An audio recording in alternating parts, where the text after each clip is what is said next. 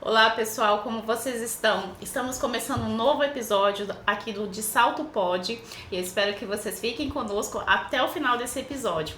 Eu sou a doutora Márcia Nascimento, especializada em Direito de Família e Sucessões há 11 anos, sou host do podcast de Salto Pod com a Cris. A Cris não está aqui hoje, mas ela está bem substituída. Bem substituída não, gente, bem representada. Sim, verdade. Olá pessoal, tudo bem? Eu sou o Sidney. Hoje estou com essa incumbência aqui de cobrir a Cris e espero fazer um programa legal junto com vocês. Tá legal? Nós temos uma convidada muito especial hoje e nós vamos falar sobre um assunto que é muito importante, conscientizar as mulheres, que é sobre a violência doméstica. Que legal. Aproveitando também, vamos começar falando um pouquinho dos nossos patrocinadores. A Maquiei Gostei, que é da nossa amiga Maria, fenomenal, que maquia as convidadas da casa. A Dija Sweet Cakers, que faz os bolos salgados que nós servimos aos convidados. E o nosso amigo DJ Nando, nosso produtor de áudio e vídeo, que nos ajuda aqui em todas as gravações. Gente, nossa convidada de hoje é uma mulher incrível que eu tive o privilégio de conhecer numa diligência que eu fiz há pouco tempo e ela prontamente aceitou o meu convite para estar conosco hoje. Eu espero que vocês curtam muito o episódio de hoje. A nossa convidada é a delegada Nádia. Gente, olha que responsabilidade. Estamos aqui com uma autoridade.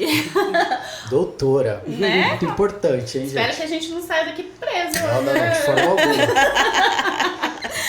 Até porque ela é bastante descontraída, bastante alegre. Isso é importante. Com certeza. Nós já estamos nos sentindo bem à vontade, né, Cris? Verdade. Ô, Cris? Olha, Você viu? Você tá pensando que é a Cris? Gente, não, hein? a Cris ganhou o bebê, por isso que ela não está conosco eu hoje. estou cobrindo ela.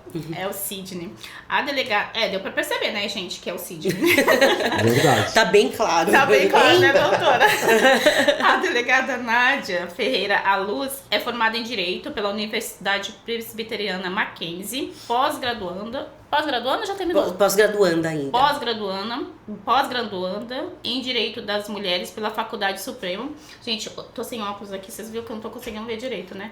E atua na Polícia do Estado de São Paulo desde 2009, com passagem por diversas delegacias na capital e pelo DENARC. Hoje ela está à frente da segunda Delegacia de Defesa da Mulher, ali na Vila Clementino, na 11 de junho, e onde é uma das mais importantes unidades especializadas da capital paulista. Acho que eu fiz meu dever de casa, né? Tá certinho, né, doutora? Tudo certinho.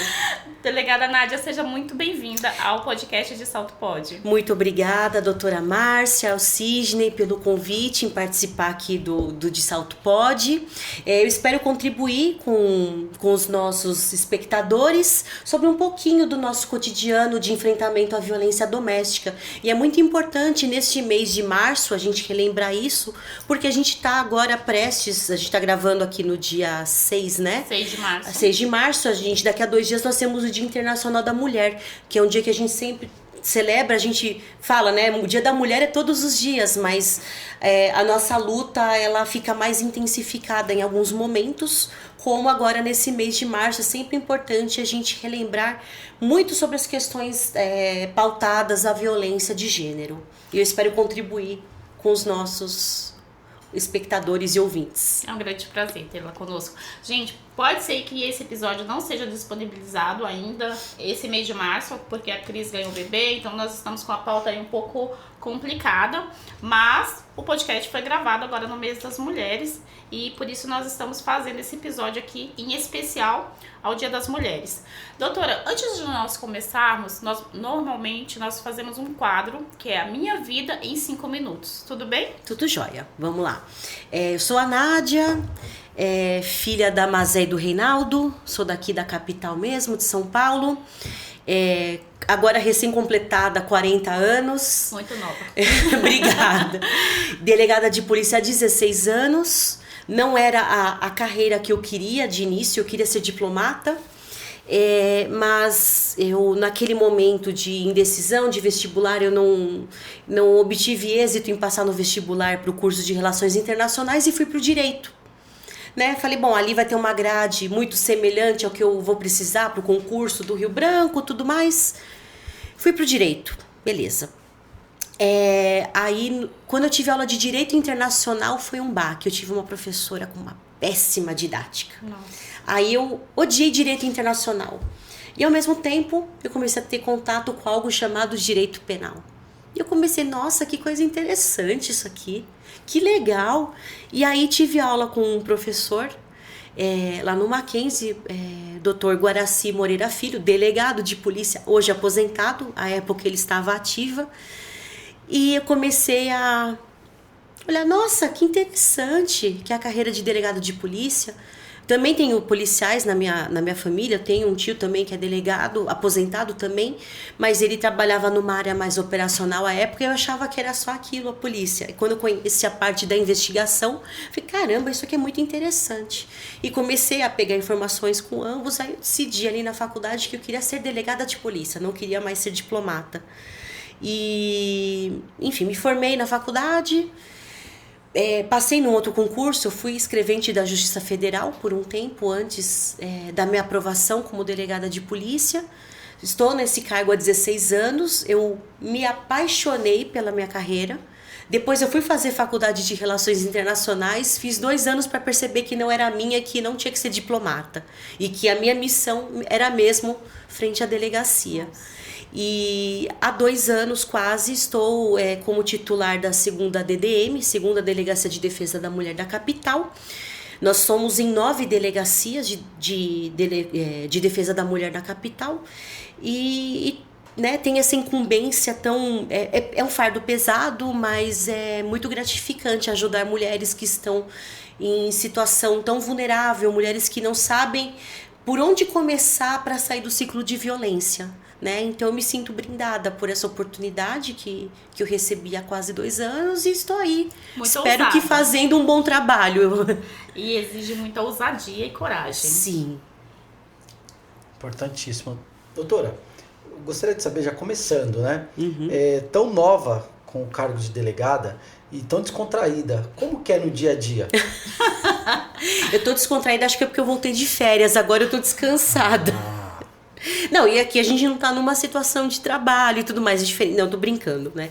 Lá no trabalho eu sou mais linha dura. A gente precisa, lógico. Eu acho que a gente tem o trabalho policial por si só é um trabalho que exige muita responsabilidade. A gente tá lidando com liberdade das pessoas. Sim. Né? Eu não tô lidando com uma compra de uma bala, por exemplo, não querendo menosprezar quem vende bala, não é isso. Mas eu tô lidando com a liberdade de uma pessoa que está sendo acusada de um crime e estou lidando também com a vida e com a integridade física das minhas vítimas. Então, a gente tem que ter seriedade no nosso trabalho, né? Tem que se lembrar do porquê que nós estamos ali, da nossa missão. É difícil. No início da minha carreira, né, eu tinha 23 anos de idade, né? Os requisitos para ingresso na carreira eram outros. Hoje há outros requisitos que retardam, então não entram pessoas com uma idade tão tenra, tão nova. Mas eu tinha o desafio de ser muito nova, eu iniciei minha carreira em São Mateus. Então eu saí Zona Sul, né? Saí da minha bolha Zona Leste. Zona Leste, imagina a divisão ali com Mauá, Santo André. Então eu saí da minha bolha da Zona Sul aqui do bairro da Vila Mariana e fui parar em São Mateus. Para mim foi ótimo. Eu precisava disso. Talvez se eu tivesse iniciado minha carreira na Vila Mariana, eu não teria amadurecido. Eu tive contato com uma realidade muito diferente da minha, pessoas com necessidades muito diferentes das minhas. E isso é muito bom, isso é muito enriquecedor para a gente, né, para nosso amadurecimento, para o nosso fortalecimento e para a gente também poder trazer um bom trabalho, prestar um bom serviço para a população, né? Então, eu cheguei ali nova de tudo, nova de polícia, nova de idade, para trabalhar com uma equipe que só tinha homens. Para mim foi um início bem diferente, foi pesado? Foi pesado, mas eu tive equipes maravilhosas que me ajudaram muito, né? Eu tive policiais que, desde o início ali, doutora, vamos lá, ó, isso aqui é assim, assim, assim, tá me ensinando. A gente fazer, às vezes, local de crime em favela. em comunidade. Eu nunca tinha entrado numa comunidade na vida. Não, vamos lá, doutora, aqui tem que se portar assim, assim, assim. Tá bom, vamos lá. Hoje, assim, eu entro super tranquila. A gente desenvolve isso com o tempo, né? E além de ser muito nova, também é a única mulher na equipe. Então, tive que colocar ali, impor um certo respeito para evitar situações... Intimidade, né? E eu tô falando de 16 anos atrás, era uma situação. Hoje já é um outro panorama, um outro paradigma que a gente encontra, né? Hoje a gente já tem policiais que já se portam de uma maneira muito mais respeitosa, sem ultrapassar limites, né?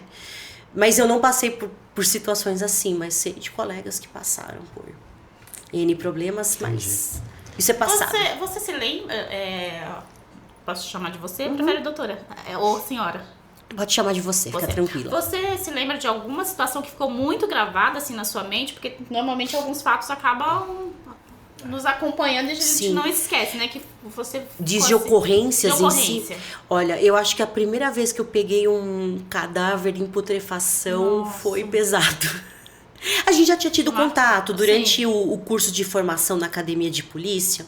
A gente faz visitas ao IML, então a gente acaba tendo contato ali. Eu tive a situação, a oportunidade de, durante o estágio, ver um corpo carbonizado. Eu acho que foi o pior odor que eu já senti na minha vida. Mas aí eu tive que me deparar uma vez numa ocorrência com um cadáver em estado de putrefação de uma mulher. Foi a primeira vez que eu vi num estado tão avançado, era um odor terrível, terrível. Imagina. A moça, ela resolveu tirar a própria vida e ela se postou atrás de um armário que tinha no quarto da casa dela. Ela simplesmente deitou lá, tomou uns remédios. Nossa. E morreu. E aí, assim, eu lembro que era um dia super quente, assim, era verão. Gente do céu, terrível. E aí, quando a gente abriu... quando a gente abriu a casa, o que acontece? Tava tudo ali muito fechado. Quando abre, você tem uma lufada de ar fresco e tudo mais, a microbiota ali, os outros seres vivos que vão se alimentar ali, eles se proliferam. E de repente era assim, uma enxurrada, né? Moscas e vermes, enfim, eu fiquei muito impressionada. Eu lembro que eu cheguei em casa, eu até cocei o nariz agora que eu lembrei do cheiro. É engraçado como fica. Da gente... Cheguei em casa, assim, era muito engraçado. Quando eu pegava casos assim, eu morava à época com os meus pais, eu já ligava e falava assim, eu vou entrar pela área de serviço. A minha mãe já esperava. Eu já ligava, tô saindo agora da delegacia aqui do plantão, eu vou entrar pela área de serviço, tá bom? Tá bom. Sem contato, a minha mãe, não, ela já deixava um balde do lado de fora pra eu já depositar. Eu saía do elevador, eu já tirava sapato. Aí, eu não sei, eu nunca tive problema com os vizinhos. Se eles viram alguma vez pelo olho mágico, peço desculpas a eles. Mas, enfim, eu já tirava a roupa ali, assim, eu falei, eu não vou entrar com essa roupa dentro de casa. Eu entrava só com a roupa de baixo mesmo, já direto pro banheiro pra tomar banho. E minha mãe já pegava tudo, jogava tudo dentro da máquina pra já lavar. Que eu falava assim, gente, eu não quero essa energia aqui assim, sabe? Então, eu acho que esse, bem no início da carreira, foi algo que me gravou bastante. Depois disso, tive outros casos até piores, assim, né? Caso de... O rapaz teve a cabeça cortada e foi deixada, sei lá, 200 metros de onde estava o corpo. Ai, que horror, que cena. Cenas assim... Impactantes. Impactantes, exato. Tinha pesadelo depois? Não, porque assim... Eu sabia que eu estava ali para fazer meu trabalho, né? Então, eu sempre, quando eu entrava nesses lugares, nessas cenas de crime, eu sempre entrava já meio que fazendo uma oração para minha proteção, para a proteção da alma daquela pessoa que foi. E falava, olha, tô aqui para fazer meu trabalho, sei que lá. Bom, enfim... E nunca ficava com essa... depois pensando, ai, nossa... Ficava Não, só eu lembro, assim, da primeira vez que eu vi que ficou marcada, assim. O primeiro a gente nunca esquece, né? E enfim, mas depois foi passando. E quando que você começou na delegacia da mulher? Tem quase 2 anos. Eu recebi um convite da minha delegada seccional, doutora Elaine Biasoli, para assumir essa delegacia. Ela precisava de uma renovação dos quadros, né? Ela fez uma renovação quando ela assumiu a delegacia seccional e havia necessidade de renovação na DDM também. Eu vim assumir sem ser especialista no assunto nem nada, foi com a cara e com a coragem. Em muitas das delegacias que eu trabalhava, eu era a única delegada mulher. Então, naturalmente, quando chegava um caso de violência contra a mulher, os casos vinham para mim. Os meus chefes, homens, falavam assim: você é mulher, você vai saber falar melhor com essa vítima. Quando às vezes, assim, o que a mulher vinha narrar, eu falava: isso aqui não faz parte do meu contexto, da minha vivência. Eu não me permitiria passar por essa situação, né? Sabendo, assim, da minha criação, dos meus valores, dos meus princípios, eu não permitiria chegar naquele ponto de violência, né? Mas tudo bem, eu falo missão dada é missão cumprida, fazia os casos, nunca neguei, falei, não, chegou o caso pra mim, é meu, vou ter que trabalhar nisso aqui, não existe essa de vou escolher o crime que eu vou investigar, não. Então vim, assumi, eu falei, bom, agora o meu universo é só esse. Aí eu falei, bom, eu preciso atualizar. Eu lembro que no primeiro mês, eu trabalhava, e ao mesmo tempo eu deixava alguma aula, algum podcast, qualquer coisa que falava sobre o assunto de violência doméstica, eu ficava o dia todo ouvindo atualizações de doutrina, de jurisprudência, de lei, porque eu estava afastada mesmo disso, porque não era, o meu cotidiano era outro. Eu trabalhava em delegacia territorial, porque a gente tem contato com todos os tipos de crime, estelionato, roubo, e eu, nos últimos anos, eu desenvolvi um trabalho muito forte em repressão a crimes patrimoniais, que é o que a gente mais tem aqui na cidade de São Paulo, infelizmente. E de repente meu universo era outro, aí eu comecei a só ver lesão corporal, ameaça, injúria, violência psicológica, eu falei, opa, vamos lá, eu preciso entender isso aqui, para eu poder fazer um bom trabalho e trazer uma boa resposta à sociedade. Então, esse início, os primeiros 2 meses ali foram ouvindo muitas aulas, lendo muito livro. Eu devorei uns 9 livros nesse período. Para poder falar, tá, agora eu tô com a mente de DDM, vamos lá. E aí, fui e estamos aí até hoje, né? Eu acho que... até mesmo hoje eu estava conversando com uma das minhas delegadas assistentes. Falei, a gente nunca vai vencer esse trabalho. Esse trabalho é a gente enxuga gelo, infelizmente, né? Porque por mais que hoje, esse mês eu relate 500 inquéritos, no mês que vem vão entrar novos 500 inquéritos. Muito triste, né? É muito triste, infelizmente. Não para, né? Não para. Então, fala, tudo bem, é o que a gente tem para fazer? É o que a gente tem para fazer. É pesado? É pesado. Tem situações que eu falo, gente, quando chegam casos de feminicídio tentado, são esses casos que eu paro. Eu falo, peraí, vamos parar tudo, deixa eu analisar isso aqui direito. A gente teve um caso de feminicídio consumado no ano passado que eu fiquei bem chateada, né? A vítima, ela tinha procurado a gente um mês antes, fez um BO de ameaça. A gente pediu as medidas, a vítima pediu as medidas protetivas, a gente faz o encaminhamento para o fórum. Chegou no fórum, o juiz negou o pedido. Nossa. E um mês depois, o autor, que era o ex-companheiro, estava aguardando essa mulher numa tocaia, numa emboscada, escondido. Ela estava chegando no trabalho dela, ele atacou, deu 5 facadas na região do peito, essa mulher caiu, foi socorrida para o hospital, mas... Eu acho que eu vi, passou na televisão, foi um caso de televisão, não foi? Foi bem noticiado. Eu vi isso daí. Infelizmente ela não resistiu, ela faleceu, né? E foi muito triste conversar com a filha do casal. Porque... Eu olhei pra ela e falei assim, moça, eu não sei o que eu vou te falar, porque eu não vou trazer sua mãe de volta. Quando ela veio aqui, a gente fez o que estava no nosso alcance. Infelizmente, o Poder Judiciário não contemplou sua mãe com a medida protetiva. Talvez o final tivesse sido outro. E eu vou ter que te dar uma notícia muito pior ainda. Eu vou ter que pedir a prisão do seu pai. Então, assim, imagina, na cabeça dessa moça, eu fico pensando, ela perdeu a mãe e o pai também, né? Sim.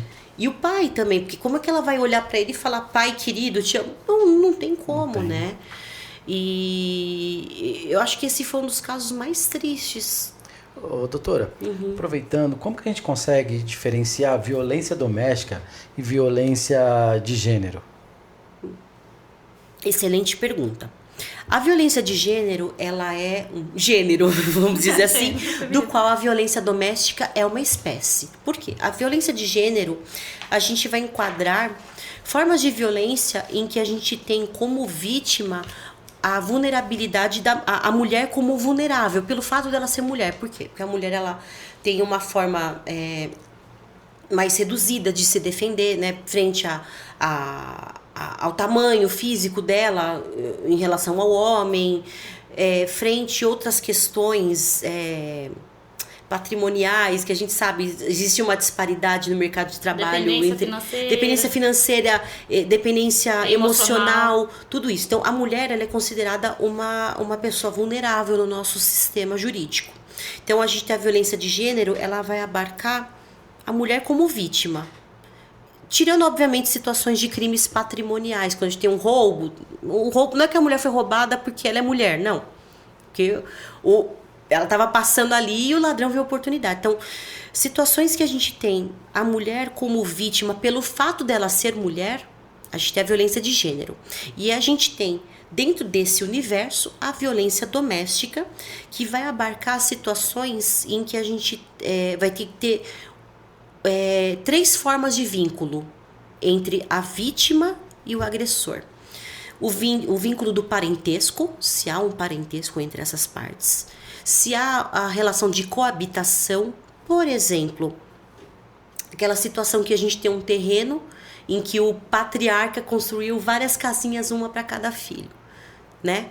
Muito comum a gente ter isso. E aí a gente tem a filha X, ela tem uma situação, tem um problema com o filho Y que mora, assim, é o cunhado, de repente, que mora no mesmo terreno. Então, a gente tem a situação de coabitação, ou de repente está dentro do mesmo teto, uma situação de pensão, por exemplo. E a terceira forma de vínculo da violência doméstica é a relação íntima de afeto, que vai empreender o quê? Depende de uma relação, seja uma relação de uma noite, de uma ficada de uma noite, seja a relação de ficantes, de namorados, de noivos, de cônjuges, de companheiros, de ex-cônjuge, de ex-companheiro, vai entrar na relação íntima de afeto. Então, pela lei que a gente tem hoje, a Lei Maria da Penha, ela prevê que a violência doméstica, ela vai abarcar esses 3, tem que ter esse vínculo entre a vítima e o agressor, que seja uma dessas 3 espécies. O vínculo de parentesco, de coabitação ou a relação íntima de afeto. É engraçado, né, que a maioria das pessoas, elas desconhecem essa informação, porque elas pensam o quê? Marido e mulher, por exemplo, quem vai imaginar, né, assim, só quem estuda, quem tem conhecimento da lei mesmo, pra saber que eu fiquei uma vez com uma pessoa, se ela me agredir ali, eu tenho uma violência doméstica. É que no começo, ninguém mostra quem é no começo, né? Inclusive, com relação à pergunta que eu vou fazer, como que a gente consegue identificar esse perfil do agressor? Como a Márcia falou, se a gente consegue de imediato saber... Esses casos, assim, da ficada de uma noite, por exemplo, são muito raros, mas existem. Não vou dizer que não existe. A gente até acho que essas situações até de ficadas de uma noite, elas são mais comuns em casos de estupro. Ah, tá. Né? Já tem, assim, conheceu na balada, ficou ali na balada, vamos pro motel, chega no motel, a menina fala, não quero, e o cara força. Isso é bem comum de acontecer. Mas, assim, nenhum agressor de violência doméstica, ele já parte direto para agressão. Quer dizer, muito raro, acontece, mas sim, ele vai demonstrando outras formas, que a gente chama primeiro de microagressões. Então começa com o quê? Com o controle da roupa. Você tá com a saia muito curta. Esse decote que você tá. O controle de com quem ela tá falando, com quem ela vai sair. Por exemplo, ela tá no telefone. De repente tá falando com a mãe dela. Oi, mãe, tudo bem? Com quem você tá falando? Quero saber, que não sei. Controle com quem ela vai sair, de repente, vou ali na padaria. Mas você vai sozinha? Você vai com quem? Quero saber, sabe? Então começa assim com essas formas menores que não necessariamente vão configurar ainda uma ação que a gente possa considerar como crime na nossa lei. Mas são agressões mínimas. E aí vai escalando. Para quê? Para um xingamentozinho, para uma ofensa. Aí depois vai passando para um empurrão, um puxão de cabelo, um beliscão, e aí vai escalando. Aí que a gente vai chegando em situações mais graves, como a agressão física por si só, o tapa, o soco, o chute, a ameaça de morte. Muito comum também que a gente vê a ameaça de tirar a guarda dos filhos. Verdade. Embora a nossa lei, ela diz o quê? o crime de ameaça. Ameaça é o quê? É um crime que está inserido no capítulo dos crimes contra a integridade, liberdade individual, né? Aí tem ameaçar alguém de mal grave ou injusto. Nossa, eu esqueci agora o termo, mas enfim. Mas é um crime que está inserido na parte dos crimes contra a vida. Eu entendo, desculpa, eu não sou mãe, mas se eu fosse mãe, pra mim, eu acho que seria a maior dor do mundo se alguém tentasse tirar meu filho de mim. Mas... Então, quando chega uma mulher lá falando assim, ele me ameaçou de que vai tirar a guarda do meu filho, eu falo pro escrivão, põe ameaça sim, põe ameaça. Eu considero, e por uma, sei lá, uma graça, não sei, os nossos... juízes também entendem, os promotores também entendem que há. Isso daí não é uma forma de pouco conhecimento da mulher? Porque hoje a guarda é total da mulher. Não. Porque eu entendo assim, como eu tenho 2 filhos hoje, eu sei disso, que se eu chegar a me separar da minha esposa, vai ser muito difícil eu conseguir a guarda dos meus filhos. Não necessariamente. Acho que a doutora vai saber até falar melhor isso do que eu, que essa questão de guarda, ela foge um pouco da nossa atribuição na delegacia. Mas a gente tem muitos casos em que o homem consegue a guarda, sim. Ele tem um perfil social maior? Não é só isso. São analisados vários fatores, né? Não é só condição financeira. Às vezes condição emocional, onde a criança vai estar. É sempre preservado o bem-estar da criança. Isso. É feito estudo psicossocial com o assistente social, o psicólogo no fórum fazem entrevista com a criança, visita com os pais e tudo mais para estabelecer. Eles vão emitir um laudo para dizer qual deles que tem as melhores condições, se for o caso de estabelecer uma guarda unilateral, né, doutora? Sim, porque às vezes a gente tem a guarda compartilhada também. Sim. Mas assim, eu já vi, e não é uma regra, a mãe sempre vai ficar com a criança.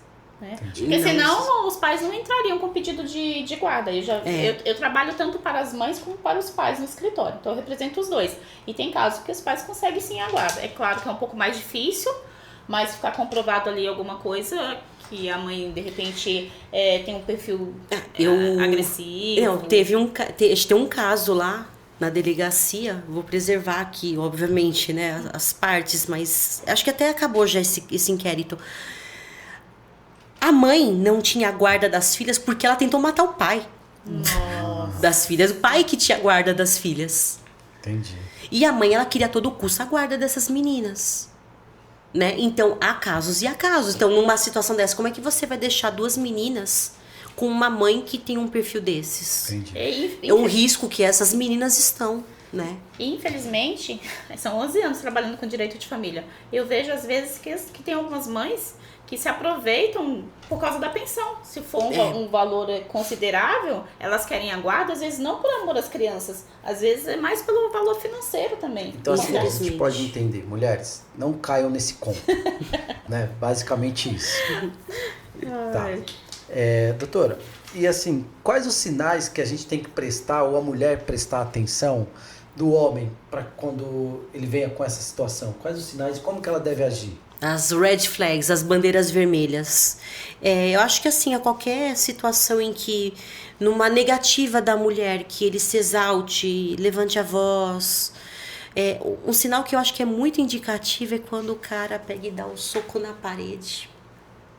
Eu acho isso bem pesado. Se o cara socou a parede, que é pra não socar a mulher, é algo que, assim, levanta a mão, sai fora desse relacionamento, sabe? Então, assim, essas questões que eu falei de controle, de onde você vai, com quem você tá falando, controle da roupa, querer pegar o celular, dá até o celular desbloqueado pra eu ver as mensagens. Eu acho que isso tudo são bandeiras vermelhas que a gente tem que levantar e falar, opa, isso aqui não tá legal. Isso aqui tá ficando um relacionamento abusivo, um relacionamento tóxico. Outras situações, quando o homem se coloca como superior à mulher, de falar assim, sei lá, eu tenho direito porque eu sou homem, uma outra questão também, a gente não tem no casamento, um dos deveres do casamento, antes era, no Código Civil de 1916, existia o débito conjugal, que a mulher tinha que manter relações sexuais com o marido. Com o Código Civil de 2002, isso caiu, isso não é um dever do casamento. Então, se de repente o homem força a mulher, né? Então, a gente tem um crime sexual, aqui tem um crime de estupro. Mas hoje em dia também tem, tô com enxaqueca, tô com dor de cabeça. Né? Mas tem homem que não respeita, tem homem que fala, não, eu vou fazer passar a sua enxaqueca. Você respeite a dor de cabeça da sua esposa, rapaz. Mas aí já é um sinal também. É um sinal. O sinal do agressor, né? Forçar isso daí, né? Sim, não, isso é um crime. Isso já tem. Se forçar, se insiste até que ela ceda, poxa, pelo amor de Deus, né? Que tem que vai ganha na insistência, que ela fala, tá, vamos, vai, só pra ver se fica quieto passa logo, né? Passa logo. Isso é um sinal vermelho, eu acho super grave, né? Então, eu acho que todas essas situações narradas, assim, são... Às vezes tem situações que eu falo, não são crimes ainda, são microagressões, mas que são sinais que a gente tem que observar e falar, opa, tem alguma coisa aqui que não tá legal. Eu acho que isso aqui não tá legal. E sentar, conversar, não quero, então vamos embora, cada um vai pro seu lado. Ou de repente está casado, de repente há uma situação, casados há muito tempo, tem filhos, a gente sabe como é. Muitas mulheres não saem dos relacionamentos por conta de filho. É um dos fatores, além da dependência financeira, da dependência emocional, os filhos também são um fator de manter um relacionamento tóxico ainda em voga. Enfim, eu acho que de repente, vamos fazer uma terapia de casal? De repente, né? E aí com isso, a mulher vai se fortalecendo emocionalmente para ela sair desse relacionamento. É uma ideia. É porque às vezes você entra num relacionamento que eu vejo muitas pessoas assim, mas não deu certo. É como se tivesse alguma coisa falido, sabe? Porque você não entra num casamento para separar, para se divorciar. Nunca. Então quando você olha para aquela situação e você vê que não tá dando certo, o medo do julgamento, da sociedade. Sim, e você mesmo, né? Isso é muito presente, assim, da mulher não aceitar que ela vai ficar sozinha no mundo, né? E eu lembro que, assim, na época da faculdade, tem uma colega, a gente tem amizade até hoje. Meu Deus, se ela vê esse vídeo aqui do podcast, eu não vou divulgar pra ela. Mas, enfim, eu lembro que ela chegou e falou assim: minha mãe disse que a mulher que não estivesse namorando até os 20 anos ia ficar solteira para sempre. E eu olhava assim, falei, gente do céu. Bom, enfim, eu sei que ela engatou, ela namorava não sei quanto tempo com um rapaz, aí ela terminou, depois engatou. Hoje ela tá casada com 2 filhos, tá super feliz e tal. Assim, e se ficar solteira também, tá tudo bem. Cada um tem o seu caminho de vida, as suas escolhas. Eu acho isso ótimo, que a gente tem, né? Aqui no Brasil a gente tem possibilidade de escolhas. Há países que a gente não tem. Mas, doutora, não sei se a senhora já observou nesse sentido, mas o engraçado é que a vítima de violência doméstica, quando ela consegue sair daquela violência, parece que ela vai sempre buscar um perfil parecido. Sim, verdade. Por quê? Porque há muitas que é aí que falta uma questão, educação emocional. É algo que a gente não aprende na escola, né? Não é algo que é ensinado na escola. Muitas famílias não conseguem passar isso porque são famílias desestruturadas emocionalmente. A educação emocional, a mulher, ela precisa, né? Uma mulher que ela se envolve sempre com o mesmo padrão de homem, entra sempre no mesmo padrão de relacionamentos. Eu entendo que ela tem que procurar uma ajuda.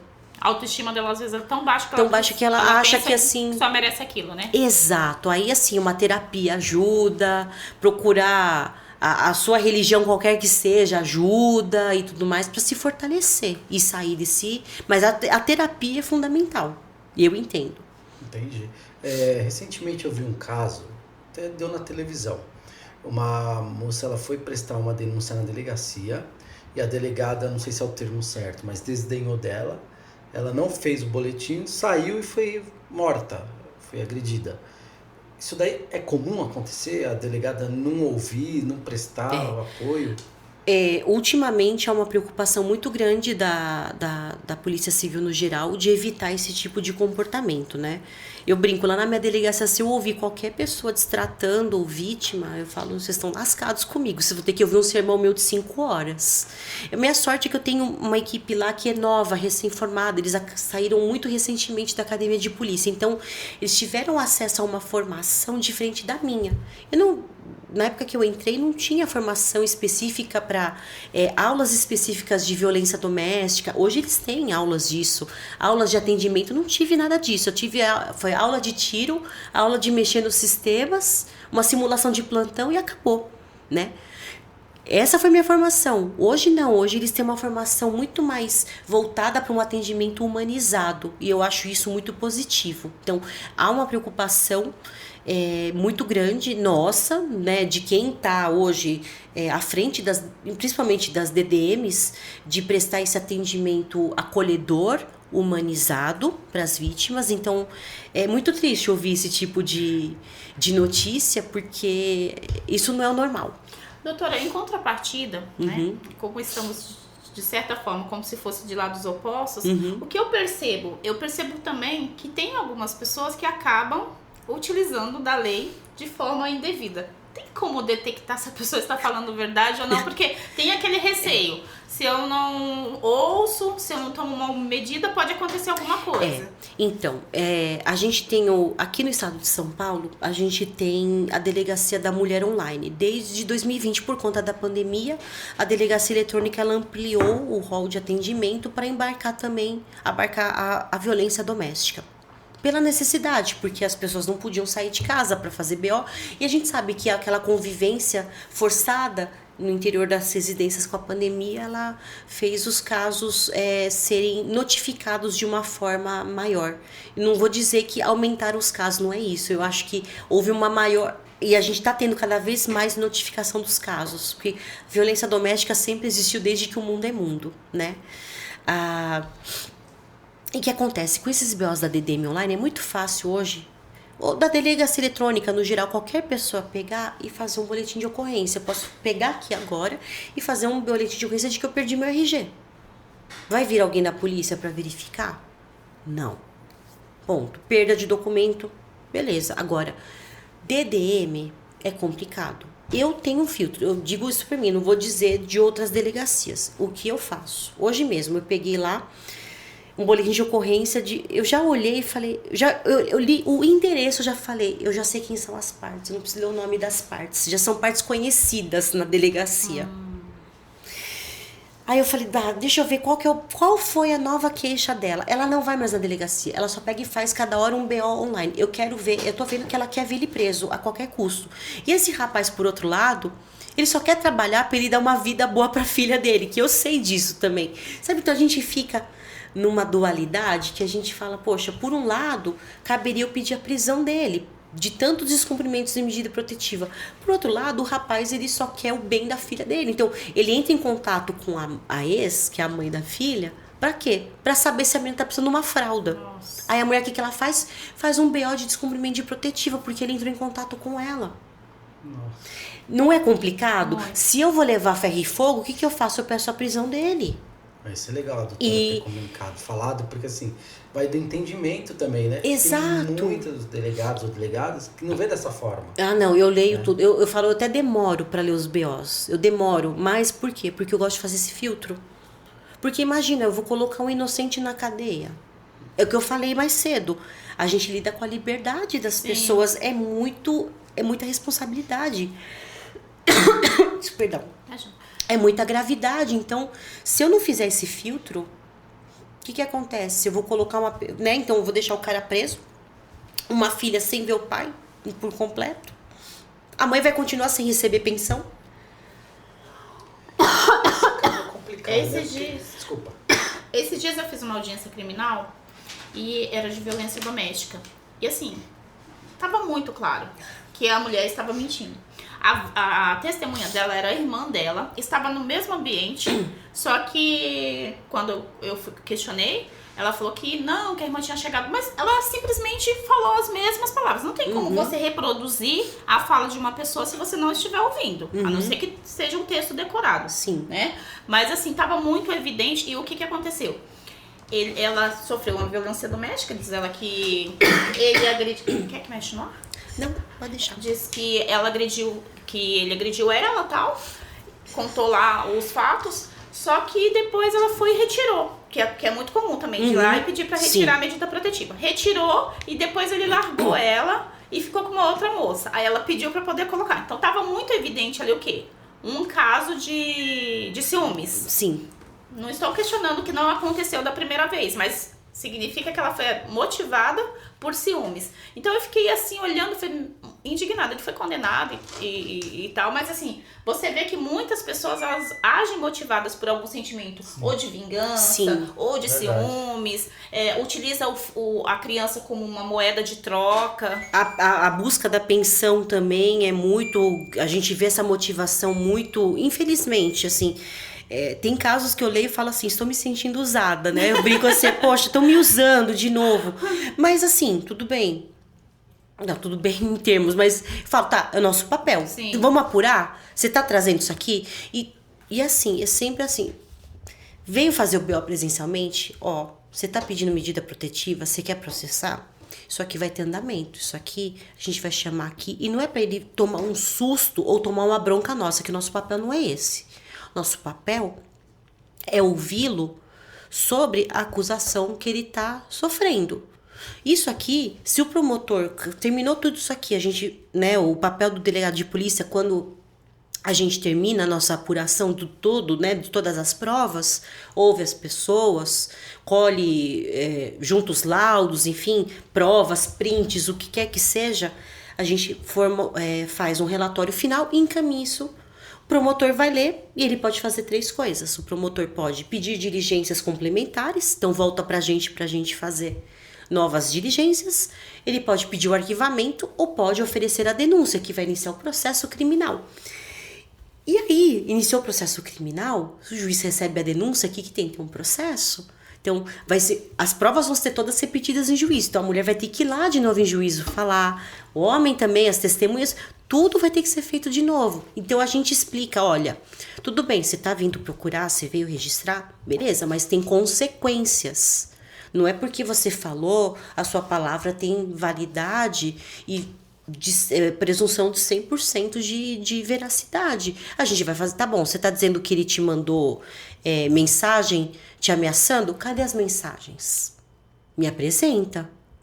Ah, ele te ligou? Mostra aí a ligação, você tem o áudio do WhatsApp, a gente junta aqui. Ah, não tem, eu apaguei. Aí eu já levanto a anteninha, já falo, opa, tem alguma coisa. Outro dia mesmo, ontem, estavam comentando de um caso em que a mulher bloqueou ele de tudo. Bloqueou, não quero mais ter acesso ao meu ex. Aí ele viu uma vaga de emprego que abriu que tipo, ia ser o perfil dela. Ele pegou e fez, que no Pix dá pra gente, quando faz o Pix, tem aquela opção de colocar um texto, né? Sim. Ele fez um Pix, sei lá, de 10 centavos e colocou, olha, abriu uma vaga de emprego no não sei aonde. Meu Deus. A mulher fez um BO dizendo que ele tava perseguindo ela. E perseguição depende o quê? De reiteração. Não tinha reiteração, foi uma mensagem. Nossa. Né? Então, assim, não tem nem o tipo. Eu olhei e falei, tá. Você já sabe qual é o objetivo dela, né?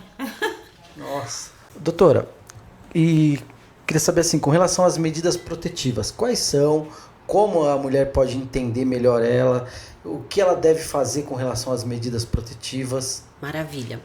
As medidas protetivas de urgência são um instrumento que vieram com previsão na Lei Maria da Penha, em início, e a gente tem ela estendida em outros âmbitos, como na lei no Estatuto do Idoso, também para crianças e adolescentes, com a Lei Henri Borel. E elas são medidas que visam que inicialmente agora durante o processo, mas também elas podem perdurar para depois do processo, uma proteção específica e especial para essa vítima vulnerável, né? E elas podem ser de diversas formas. Elas podem implicar no afastamento do agressor do lar, elas podem implicar em proibição de contato por qualquer forma, seja por mensagem de WhatsApp, pela mensagem do Pix de 10 centavos, por telegrama, por sinal de fumaça, proibição de aproximação. Aí o juiz vai estabelecer um limite mínimo que o agressor não pode se aproximar dessa vítima. Dentre outras medidas. Essas são as mais... A proibição de frequentar lugares que essa vítima geralmente frequenta, como a faculdade, não pode aparecer na porta da faculdade da vítima, no local de trabalho dela, clube, academia, enfim. Essas são as mais comuns que nós temos. E esse pedido ele é feito pela vítima, então não cabe a mim, como delegada de polícia, pedir se a vítima não quiser. Tem que partir A senhora está em situação de risco? Então vamos pedir. Então o que eu faço? Aqui na capital, como a gente tem as varas de violência doméstica instaladas, então a gente instrumentaliza o pedido da vítima, a gente toma as declarações dela em termo, faz as perguntas, existe um questionário que a gente tem que preencher, um formulário nacional de avaliação de risco, foi trazido por uma lei federal. Então, são perguntas que são feitas para todas as mulheres dentro do Brasil que estão em situação de violência doméstica. E a gente traz todo esse arcabouço e encaminha isso para o Poder Judiciário. Como a gente tem a facilidade aqui no estado de São Paulo do processo digital, eu acho que isso já é uma realidade no Brasil todo. Então, a vítima veio, ela terminou o boletim de ocorrência, a gente em menos de 5 minutos já faz o encaminhamento para o Poder Judiciário. E aí, dentro de 48 horas, o juiz ou a juíza da vara de violência doméstica vai ter que proferir uma decisão sobre o pedido de medidas protetivas dessa vítima. Em cidades em que a gente não tem a vara de violência doméstica instalada, o delegado pode conceder as medidas protetivas, mas depois ele tem que encaminhar o pedido para balizar, né, para o Poder Judiciário balizar a decisão proferida pela autoridade policial, né?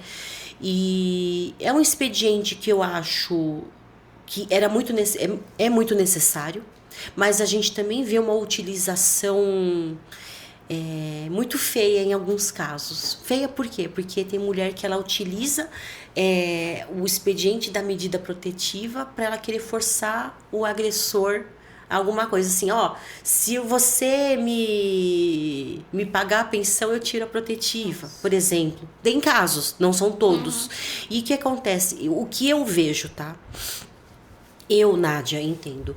Esse abarrotamento do Poder Judiciário de pedidos de medida protetiva em que não há provas suficientes do risco que essa vítima sofre, ele traz descrédito. Né? Como eu falei do caso do feminicídio. Sim. Que a gente teve, a vítima veio, ela trouxe, era só a palavra dela, ela não tinha, infelizmente, testemunhas e tudo mais, mas ela realmente estava numa situação de risco. E o Poder Judiciário negou o pedido dela. E um mês depois, infelizmente, ela acabou vindo a falecer. E aí a gente tem vítimas que, algumas, tá? Não são todas, até acabam fraudando provas para fazer uma situação, para conseguir uma medida protetiva que elas vão usar de uma barganha com o agressor. Olha... E que ele vai receber a notificação, se for concedida a protetiva, ele tem que ser notificado de que há uma decisão de que ele não pode se aproximar, não pode contatar. Aí é o momento que ela fala, então assim, eu tiro a protetiva se você prometer que não vai mais controlar minha roupa, que você não vai mais querer ver meu celular.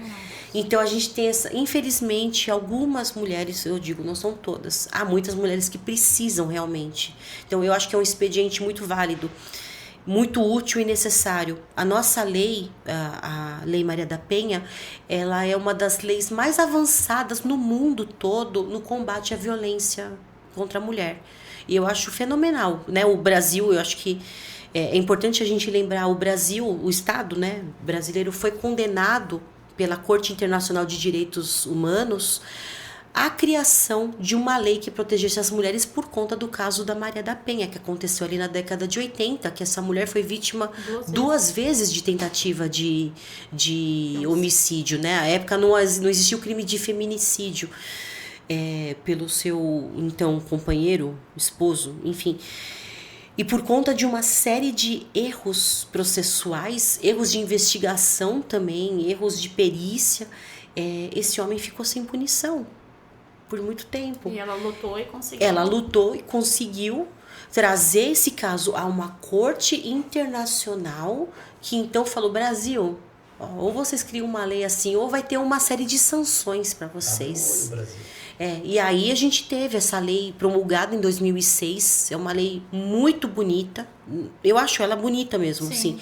Mas o que falta de repente pra gente trazê-la mais à prática é mais gente para trabalhar com isso, mais policiais, mais servidores do Poder Judiciário, mais juízes, mais promotores.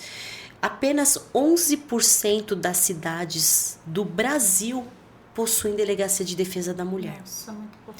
Aqui dentro do nosso estado de São Paulo, nós temos 142 delegacias de defesa da mulher. Nós temos mais de 500 municípios. A gente a maioria dos municípios não tem DDM. Não é nem um terço. Isso eu tô falando de São Paulo, né? Vamos pensar em estados outros que têm uma estrutura mais deficitária, né? Então, a gente precisa de mais gente trabalhando com isso. Doutora, uma das medidas protetivas seria eu tô tentando falar a palavra tornozeleira. A tornozeleira. O tornozelamento eletrônico, ele é possível, geralmente ele já é uma realidade aqui no estado de São Paulo. Ele acontece geralmente nas audiências de custódia. O que é audiência de custódia? Quando alguém é preso em flagrante, em até 24 horas da sua prisão, essa pessoa é apresentada a um juiz de garantias que vai avaliar se aquela prisão ela seguiu os ditames legais, se houve algum tipo de abuso legal por parte, né, e se houve tortura por parte dos policiais e das autoridades, dos agentes legais. Se houve algum tipo de irregularidade, obviamente a pessoa é solta e aí segue ali a questão da responsabilização desses agentes. Independentemente disso ou não, o juiz, então, analisando ali os antecedentes dessa pessoa, o crime em si, ele vai falar, olha, fulaninho, você vai responder em liberdade. Fulaninho, não, você tem que ficar preso, né? E muitas vezes, quando ele é solto para responder em liberdade, pode ser afixada uma tornozeleira eletrônica nesse agressor. Eu acho muito interessante. É maravilhoso, porque a gente tem, já no estado de São Paulo, a gente tem o aplicativo SP Mulher.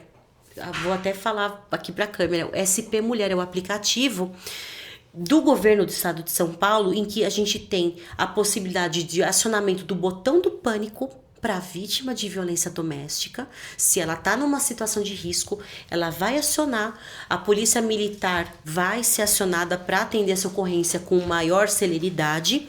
Tem a possibilidade do registro do BO pela DDM online, também pelo aplicativo. E porque é interessante quando a mulher se inserir nos programas de proteção do aplicativo. Se o agressor está com tornozeleira eletrônica, o que acontece? O celular dela está aqui. Ela tá com rastreador, né? O celular por si só ele já tem um rastreador. A tornozeleira eletrônica também tem. Se ele se aproximar numa distância menor do que aquela fixada, tá interligado, bate o alerta, o Copom, né, da Polícia Militar vai mandar uma viatura lá para prendê-lo em flagrante. Eu acho que todas deveriam ser assim.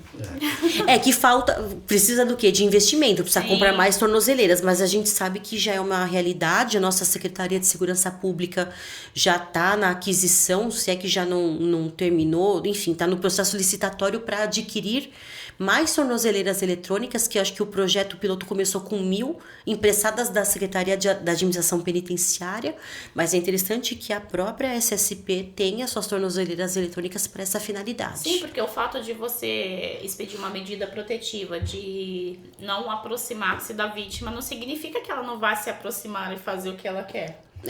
Reduz, é claro, porque a pessoa fica com mais medo, né? O agressor, ele vai evitar, ele fica mais consciente, principalmente se ele não for uma pessoa que já cometeu outros crimes antes, eu acredito. Sim, verdade. Mas há situações, que a gente teve uma situação em que apitou a tornozeleira eletrônica. O que aconteceu? Esse rapaz, ele tinha que ir numa agência bancária.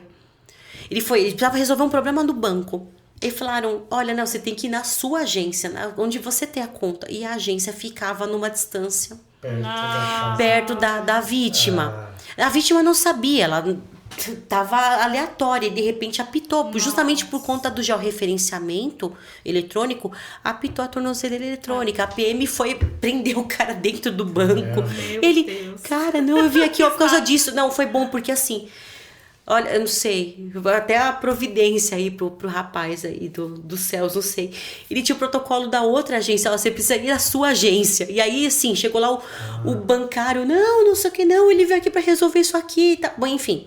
E levaram isso pra delegacia. A delegada que tava de plantão falou, não vou prender ele em flagrante. Claro, não tem o dolo do descumprimento. Sim. Porque existe uma coisa, pra você ter o crime do descumprimento na medida protetiva, você tem que ter o dolo, a vontade de descumprir aquela decisão judicial. E no caso dele não tinha. Infelizmente, por uma coincidência, a agência que ele tinha, a conta que ele tinha aqui, a agência bancária, ficava próxima à casa da vítima.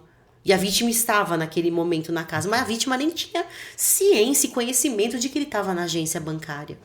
Então, foi algo que foi muito fácil de resolver, mas, obviamente, nada vai apagar o constrangimento desse rapaz ter sido abordado dentro da agência bancária. O susto também até do pessoal do banco, tipo, nossa, a polícia entrando aqui, né? De repente tratando ele como se fosse um assaltante. Não, é descumprimento da protetiva. Doutora, agora uma curiosidade em relação às medidas protetivas do direito de família. Muitas vezes é estabelecida a guarda das crianças, fica no lar materno, tem ali uma medida protetiva. Se essa pessoa não tem uma outra pessoa para buscar a criança, porque às vezes é regulamentado ali, são regulamentadas as visitas. Eu não tenho como buscar, eu não tenho uma mãe, eu não tenho... Como que funciona? Um terceiro, né? Eu acho que há alguns casos que são mais graves e aí eu entendo que tem que ter uma comunicação que não existe, muito difícil, existir uma comunicação entre a área civil com a área criminal, porque o que deveria ser pela lei, né? O juiz da vara de violência doméstica, eu entendo, tá? Que também deveria decidir sobre questões de guarda, de separação. Deveria ser um juiz que vai ser afeto a todas essas questões. Mas, infelizmente, na prática não é assim. Eles falam, não, só vou me até o crime. Pelo menos aqui na capital. Eu não sei da realidade... eu sei que no estado de São Paulo, no geral, é assim. Eu não sei da realidade de outros estados. Mas eu já vi situações assim... A gente tem hoje 2 varas instaladas que são dedicadas a crimes praticados contra crianças e adolescentes. Nessas varas eu acho que há uma comunicação maior com as varas de família. E ali geralmente é nomeado um terceiro, até mesmo uma pessoa aquela visita assistida dentro de algum órgão vinculado ao fórum e tudo mais, até para evitar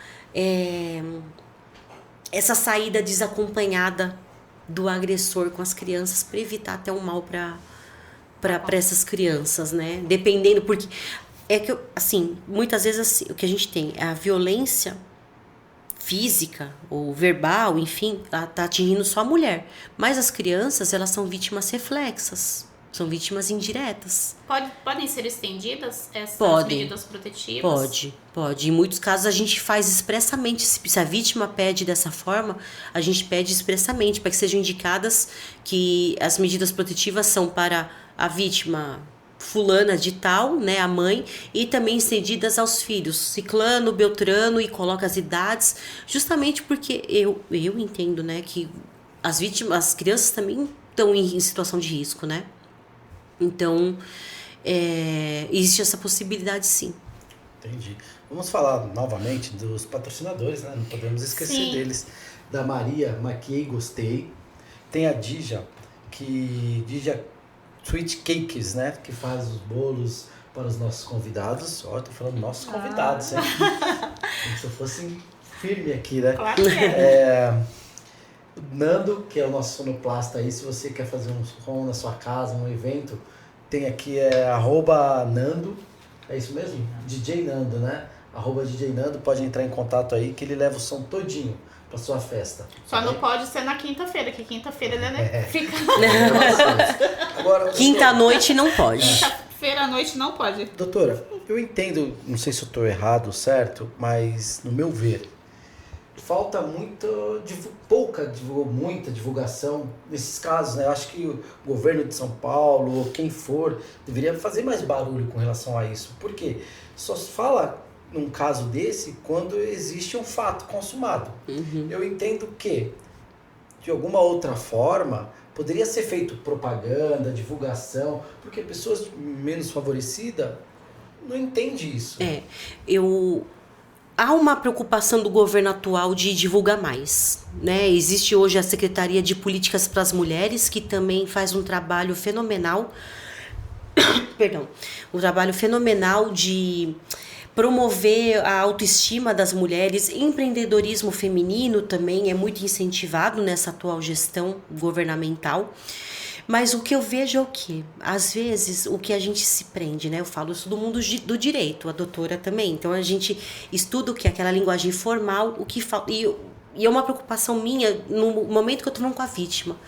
A minha vítima que tá lá, ela pode ser uma advogada, pode ser uma médica, pode ser uma analfabeta, pode ser uma costureira, uma pessoa que estudou, não conseguiu terminar o ensino fundamental.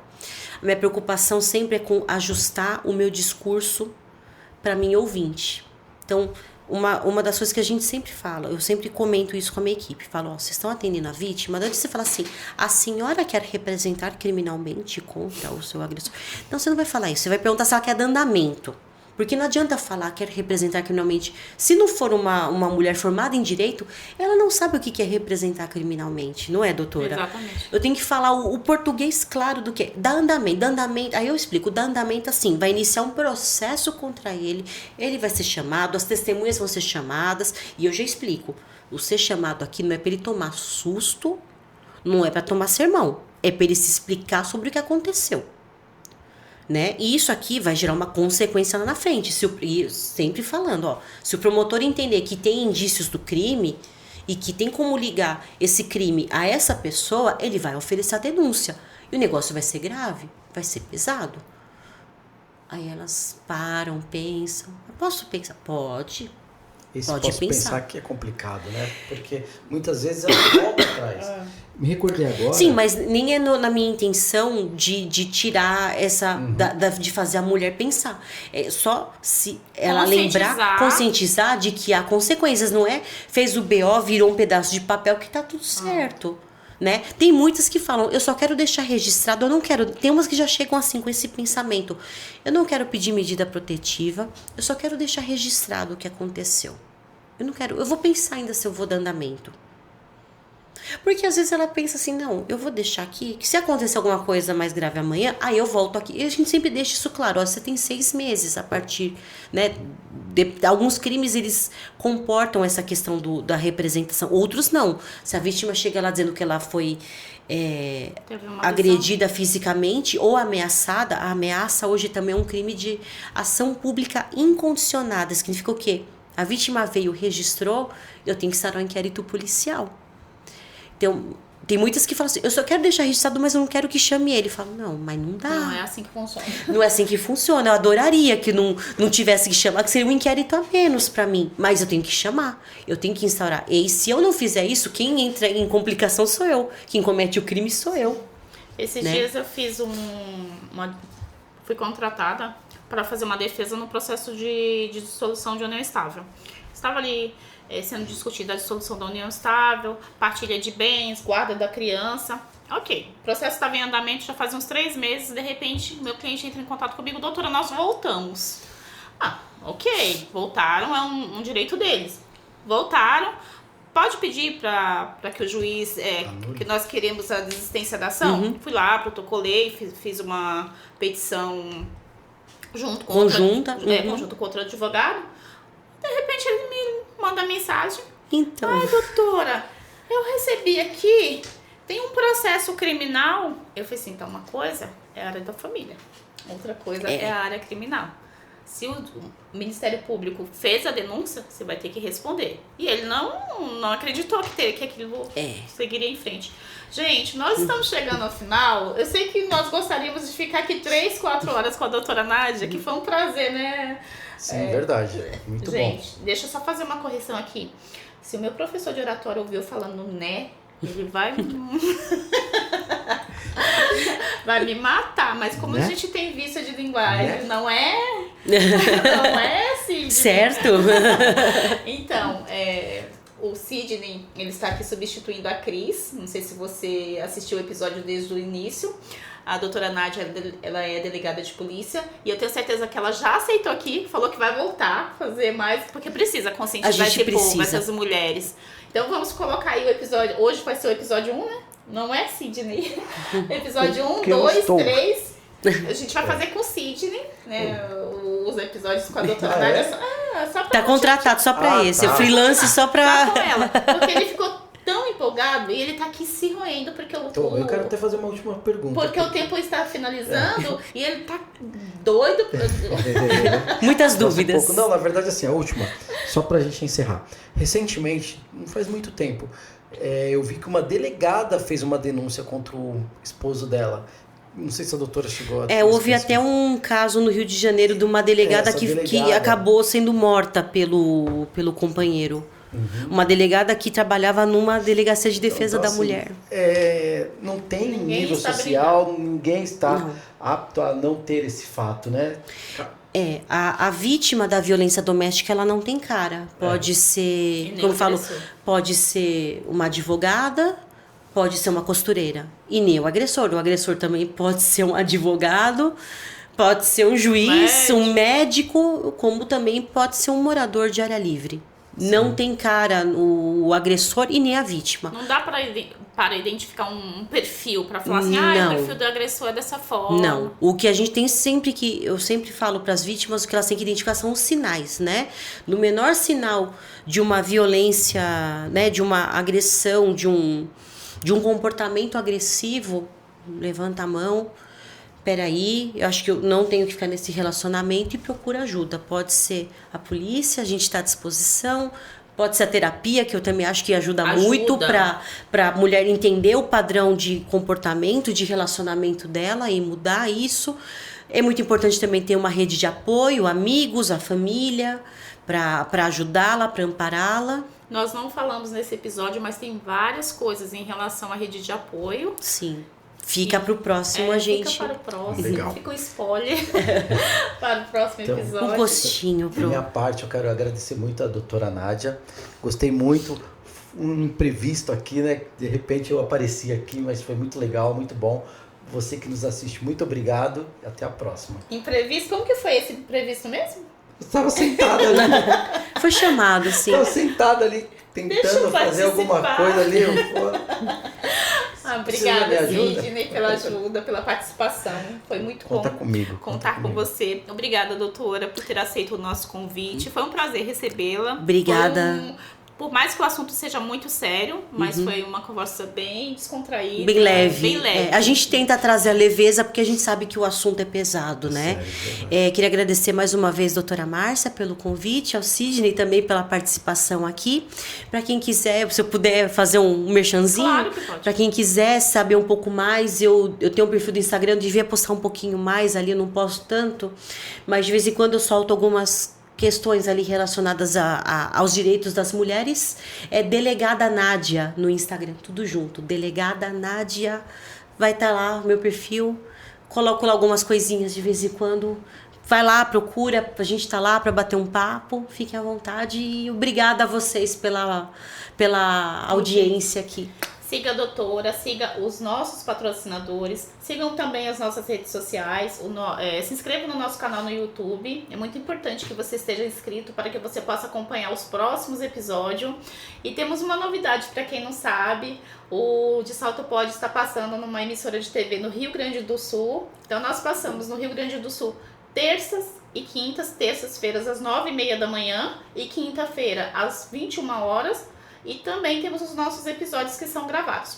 Até o momento os nossos episódios eles são gravados, ainda não estamos ao vivo, mas em breve estamos somente dependendo do nosso querido patrocinador Onando para ajeitarmos essas coisas e começarmos a estarmos aqui todas as quinta-feiras às 19 horas. Muito obrigada pela audiência, queremos agradecer também a Beca que fica ali, quietinha, mas ajudando a gente, né? Verdade. Sidney. Ajuda. E mandar um beijo pra Cris, para a Elo, que acabou de nascer e é uma princesa linda. Eu tenho certeza que em breve ela estará aqui conosco. Não sei se ela vai gravar aqui, se a Cris vai querer. E não podemos esquecer também do Sr. Benjamin, né? Sim, com certeza. Quando criança nasce, a gente esquece da mãe, esquece dos outros filhos, esquece dos pais, só pensa no bebezinho, é normal.